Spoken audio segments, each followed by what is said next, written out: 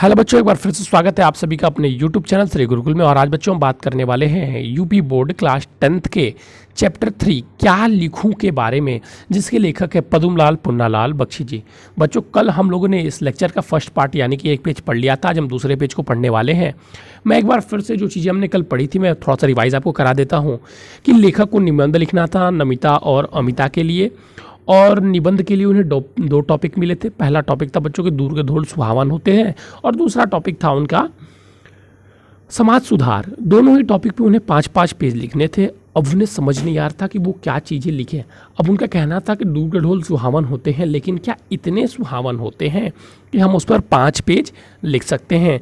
ठीक उसी प्रकार उनका कहना था कि जो समाज सुधार है उस पर तो हम ये प्रथा बहुत अनंत कालों से बहुत कालों से चली आ रही है, तो हम इसको क्या बस 5 पन्ने में ही इसे लिखा जा सकता है पूरी तरीके से। तो लेखक निबंध लिखने में बहुत ही कंफ्यूज थे।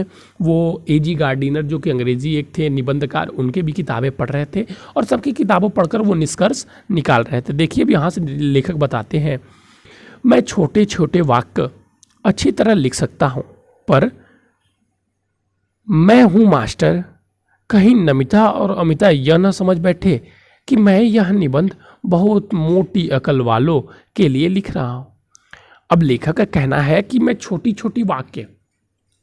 मैं निबंध में छोटे छोटे वाक्यों को अच्छी तरीके से लिख सकता हूँ, लेकिन क्योंकि मैं मास्टर हूँ तो कहीं नमिता और अमिता यह न समझ बैठे कि मैं ये मोटी अकल वालों के लिए लिख रहा हूँ। अपनी विद्वानता का प्रदर्शन करने के लिए, अपना गौरव स्थापित करने के लिए यह आवश्यक है कि वाक्य कम से कम आधे पृष्ठ में तो समाप्त हो। अब लेखक का कहना है कि अपनी विद्वानता का प्रदर्शन करने के लिए ये तो आवश्यक है ना कि कम से कम जो वाक्य है वो कम से कम आधे पृष्ठ में समाप्त हो। बाणभट्ट ने कादंबरी में ऐसे ही वाक्य लिखे हैं। अब लेखक को याद आते हैं बाणभट्ट, जो कि जिन्होंने कादंबरी की रचना की है, और उन्होंने कादंबरी में ऐसे ही आधे आधे पृष्ठों के वाक्य लिखे हैं। वाक्यों में कुछ स्पष्टता भी चाहिए। अब वाक्यों में कुछ स्पष्टता भी चाहिए, वाक्य क्लियर होने चाहिए, क्योंकि यह अस्पष्टता या दुर्बोधता गंभीर ला देती हैं। इसलिए संस्कृत के प्रसिद्ध कवि श्री हर्ष ने जानबूझकर अपने काव्यों में ऐसी गुत्थियां डाल दी हैं जो अज्ञानों से न सुलझ सके, और सेनापति ने भी अपनी कविता मूढ़ों के लिए दुर्बाधा कर दी है। तभी तो अलंकार, मुहावरों और लोकोक्तियां का समावेश भी निबंध के लिए आवश्यक बताया जाता है। तब क्या किया जाए? अब लेखक बताते हैं कि कहानी में कुछ ऐसे, आप जो निबंध लिख रहे हैं उसमें कुछ ऐसे भी शब्द होने चाहिए जिसे अज्ञान लोग न समझ पाए, जो उस निबंध को गंभीर बनाए। जैसे कि बाणभट्ट ने कादंबरी में डाला था और सेनापति ने अपनी कविताओं में डाला था। तो लेखक का इससे कहना है कि अतः निबंध में मुहावरों, अलंकारों और लोकोक्तियों का समावेश यानी कि उनका प्रयोग करना यह आवश्यक बताया जाता है। तब क्या किया जाए? तब भाई अब आगे क्या किया जाए? अंग्रेजी के निबंधकारों ने एक दूसरी पंक्ति को अपनाया है। उनके निबंध इन आचार्यों की कसौटी पर भले ही खरे सिद्ध न हो। लेखक का कहना है कि जो अंग्रेजी के निबंधकारों ने एक दूसरी पद्धति अपनाया है। जो अंग्रेजी में निबंधकार है, जो इंग्लिश लैंग्वेज में निबंध लिखने वाले निबंधकार हैं, उन्होंने एक दूसरी पद्धति को अपनाया है। उनके निबंध इन आचार्यों की कसौटी पर भले ही न खरे सिद्ध हो, पर अंग्रेजी साहित्य में उनका मान अवश्य है। अब लेखक कहते हैं कि उनके जो निबंध है, जो इंग्लिश में लिखे गए उनके निबंध है, वो भले ही इन आचार्यों जिनकी किताबें हम पढ़ रहे हैं उनकी कसौटी पर भले ही सिद्ध ना हो, लेकिन अंग्रेजी साहित्य में उनका मान अवश्य है। लेकिन अंग्रेजी साहित्य में उनको उस निबंधों को इज्जत दी जाती है, उनका मान है। उस पद्धति के जन्मदाता मार्टेन समझ जाते हैं, उस पद्धति के जन्मदाता मार्टेन समझे जाते हैं, और वो जो पद्धति है उसके जन्मदाता जो है वो मार्टेन को माने जाते हैं। उन्होंने स्वयं जो कुछ देखा, सुना और अनुभव किया, उसी को अपने निबंधों में लिपिबद्ध कर दिया।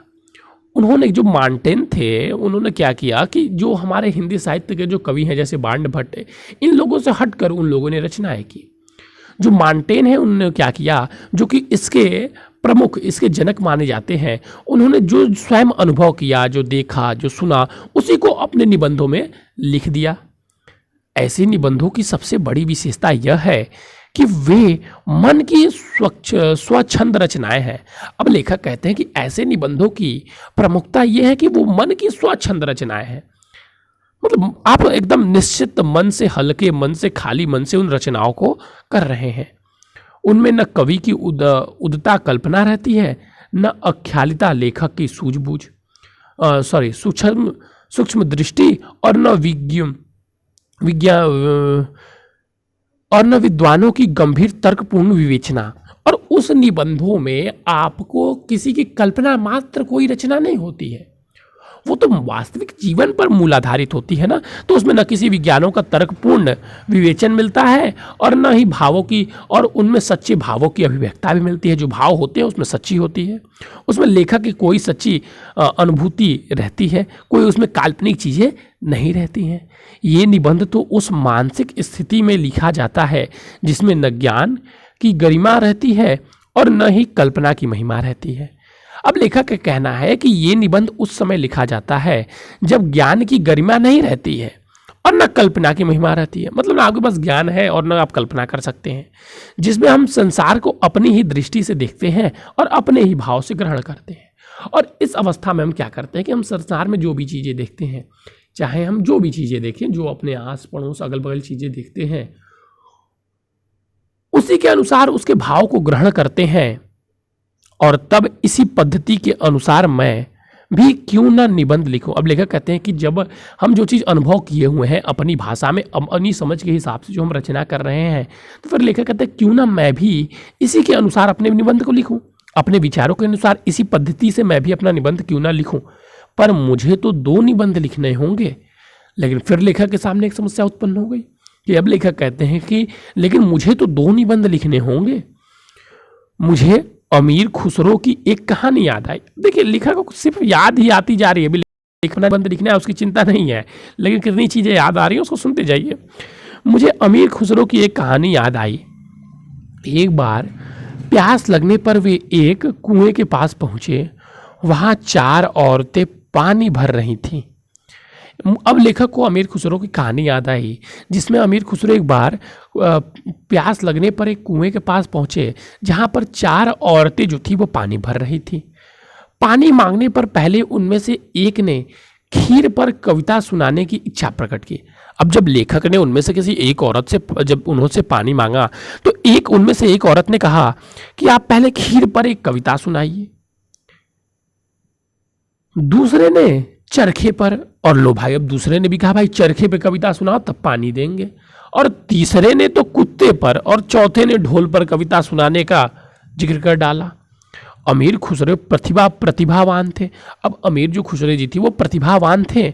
उन्होंने एक ही पद में चारों की इच्छाओं की पूर्ति कर दी।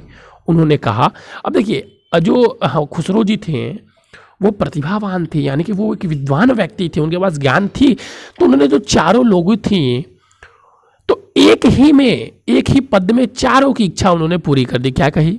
कहा, खीर पकाई जतन से, चरखा दिया चलाए, आया कुत्ता खा गया, तू बैठी ढोल बजाए।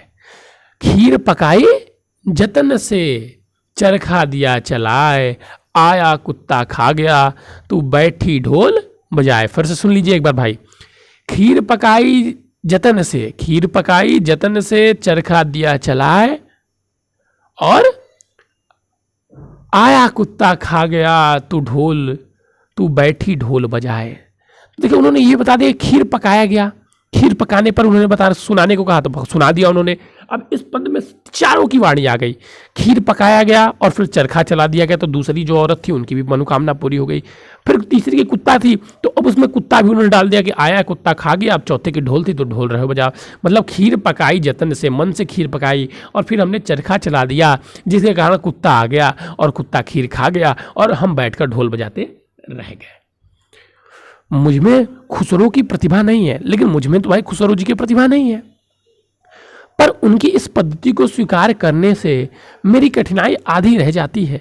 लेकिन अगर मैं उनकी इस पद्धति को स्वीकार कर लेता हूं तो जो मेरी कठिनाई है वो आधी रह जाती है।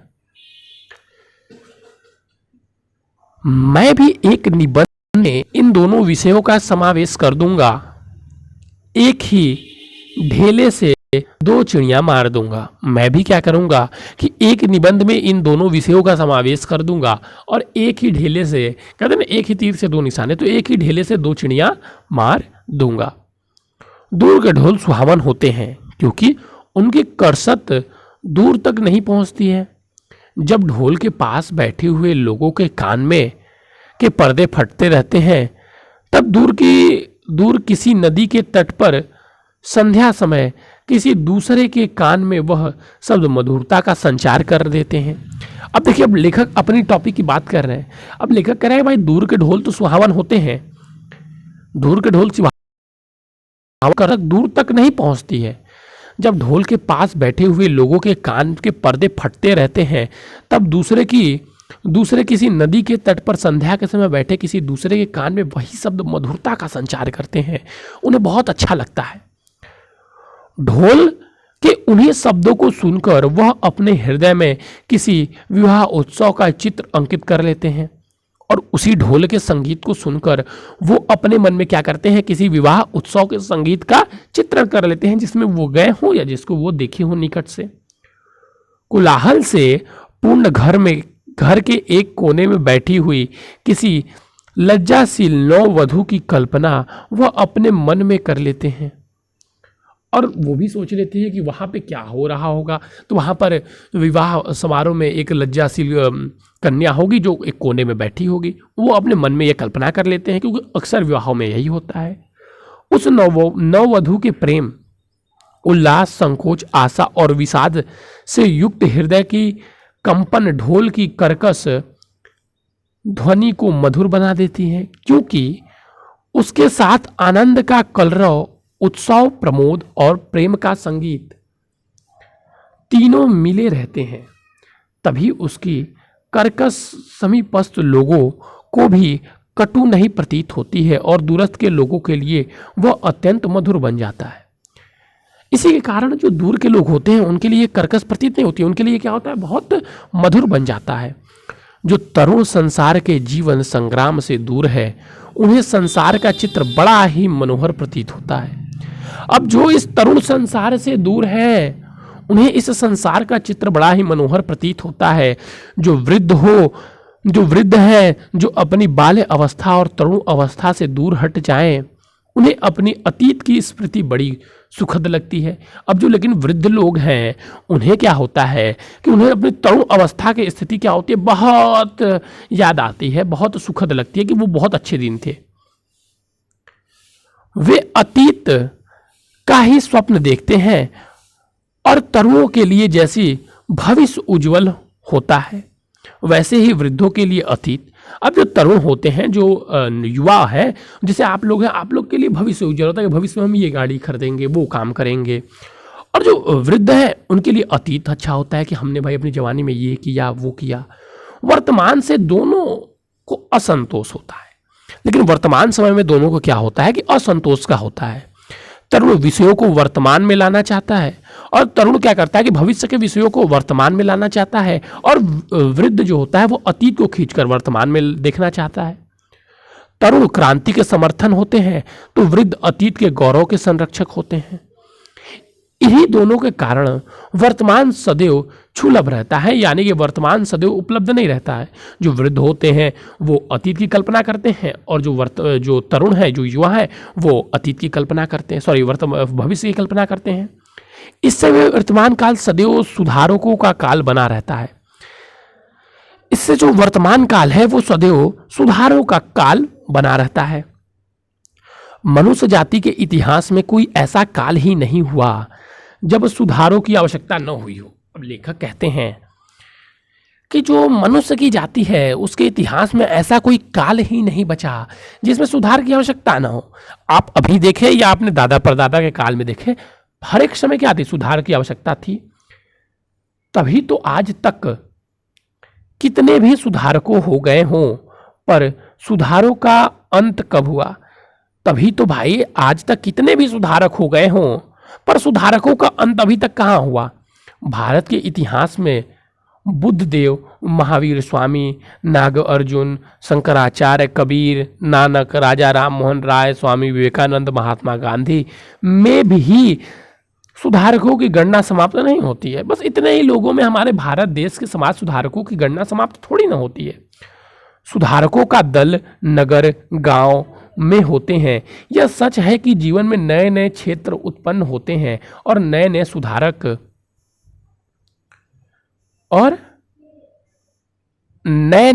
हो जाते हैं। न दोषों का अंत होता है और न सुधारकों का। अब कहते हैं कि ऐसा थोड़ी ना कि जो हम लोग गिने चुने नाम जानते हैं वही हमारे समाज सुधारक है। बहुत से अनगिनत समाज सुधारक है, हर गांव में एक समाज सुधारक है। न दोषों का अंत होता है न सुधारकों का। जो कभी सुधारक थे वही आज दोषी हो गए हैं, जो कभी सुधरे थे वो आज दोषी हो गए हैं, और उन सुधारकों का फिर नव सुधार किया जाता है। तभी तो यह जीवन प्रगतिशील माना गया है, और इसी के कारण तो ये जो हमारा जीवन है ये प्रगतिशील माना गया है। हिंदी की प्रगतिशीलता साहित्य का निर्माण हो रहा है। उसके निर्माता यह समझ रहे हैं कि उनमें साहित्य की भविष्य की गौरव निहित है, और हिंदी जो प्रगतिशील साहित्य है का निर्माण हो रहा है, उसके निर्माता यह समझ रहे हैं कि उनके साहित्य के भविष्य का गौरव निहित है, कि उनके साहित्य में जो भविष्य का गौरव है वो उनके साहित्य में ही निहित है, यानी कि उसी में है और कहीं नहीं है। पर कुछ ही समय के बाद उनका यह साहित्य भी अतीत स्मारक हो जाएगा। लेकिन कुछ समय के बाद जो उनका यह साहित्य है वो अतीत का स्मारक हो जाएगा, और आज जो तरुण है वही वृद्ध होकर अतीत के गौरव का स्वप्न देखेंगे, और फिर आज जो तरुण है वही क्या करेंगे, फिर अतीत के गौरव का सपना देखेंगे कि भाई अतीत ऐसा था, अपने वो भूतकाल में चले जाएंगे।